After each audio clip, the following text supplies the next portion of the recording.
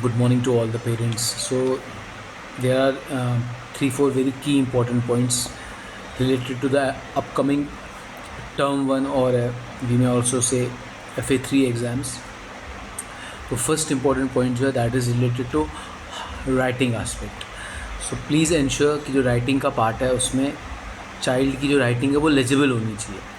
When I say legible, it's our responsibility to see कि बच्चा जो है वो प्रॉपरली लिख रहा हो. बट घर पे भी जब पेरेंट्स टेस्ट ले रहे होते हैं, क्योंकि इन दिनों पेरेंट्स भी अपना एफर्ट लगा रहे होते हैं, तो घर पे जब आप टेस्ट ले रहे तो आप एक दो चीज़ों का ध्यान दें. एक तो बच्चे की राइटिंग लेजिबल होनी चाहिए. लेजिबल जब मैं बोलता हूँ, लेजिबल मीन्स कि वो रीडेबल होनी चाहिए,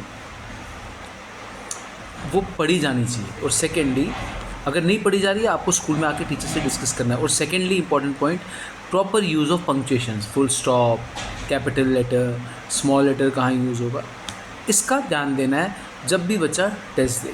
तो ये तो फर्स्ट इंपॉर्टेंट पॉइंट है.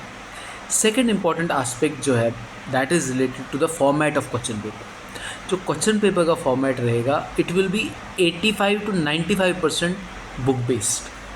सो इट मीन्स कि जो एग्ज़ाम आएगा, एग्ज़ाम में जो क्वेश्चंस आएंगे वो क्वेश्चंस नहीं होंगे जो बच्चों ने नोटबुक्स पे किए हैं या टीचर्स ने लिखवाए हैं. वो on the basis of book होंगे, पर्टिकुलरली क्लास 5th ऑनवर्ड्स. सो उसके लिए क्या इंपॉर्टेंट है ये मैं आपको बताऊंगा, क्योंकि है क्या वो, दैट इज़ समथिंग. पेपर कैसा आएगा वो तो ईजी है, बट पेरेंट के लिए क्या टेक अवे है उसके बारे में मैं थोड़ा पॉइंट बताना चाहता हूँ.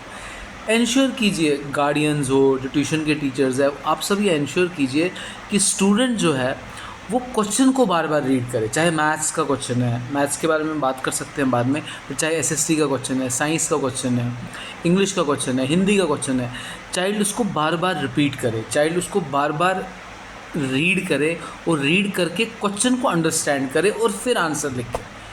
रोट लर्निंग ख़त्म हो रही है, क्योंकि अभी मैं फिर रिपीट कर रहा हूँ, पेपर जो है वो 90% आपका बुक बेस्ड होगा.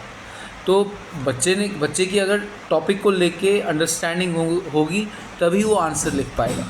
बट क्वेश्चन जब आएगा, क्वेश्चन समझना भी एक अपने आप में प्रोसेस है, जिसके ऊपर गोल टीचर्स का भी होना चाहिए, ट्यूशन टीचर्स का भी होना चाहिए. इसीलिए मैं बार बार कभी कभी रिपीट भी करता हूँ कि जब पीटीएम्स होती है, रादर देन पेरेंट्स आए, बट उनके साथ जो उनके गार्डियंस होते हैं, जो ट्यूशन के टीचर्स होते हैं, जो उनका केयर करते हैं, अगर वो भी कभी कोशिश करें स्कूल आने की तो वो बहुत अच्छा है.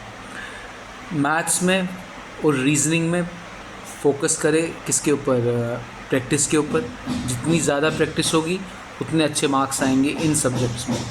और हिंदी में डिक्टेशन के ऊपर ध्यान दीजिए. तो मैंने चारों एलिमेंट्स स्टार्ट में मैंने एसएसटी, साइंस, इंग्लिश के बारे में बात की. सेकेंडली मैंने मैथ्स में भी बोला कि आपको काफ़ी रिवीजन कराना चाहिए बच्चों को. इंश्योर कीजिए घर में बच्चा रिवीजन कर रहा हो और रिवीजन करके ज़्यादा से ज़्यादा सम्स को वो सॉल्व करें ताकि एग्ज़ामिनेशन में उसकी स्पीड डेवलप हो जाए. और थर्डली हिंदी में भी मैंने बताया कि थोड़ा रीडिंग और डिक्टेशन के ऊपर ध्यान दें.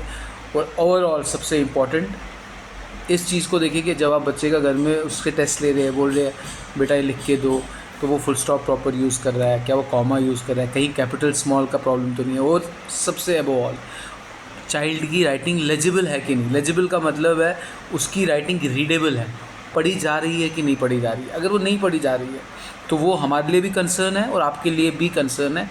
और पीटीएम के दिन उस इशू को रेज़ कीजिए टीचर्स के साथ कि इसकी राइटिंग को हम और लेजिबल कैसे कर सकते हैं. बट ओवरऑल अगर मैं आपको बताऊं, पूरे स्कूल में बहुत कम बच्चे हैं जिनकी राइटिंग में इश्यूज़ है. क्लास में 1, 2, 3 बच्चे मैक्स ऐसे हैं.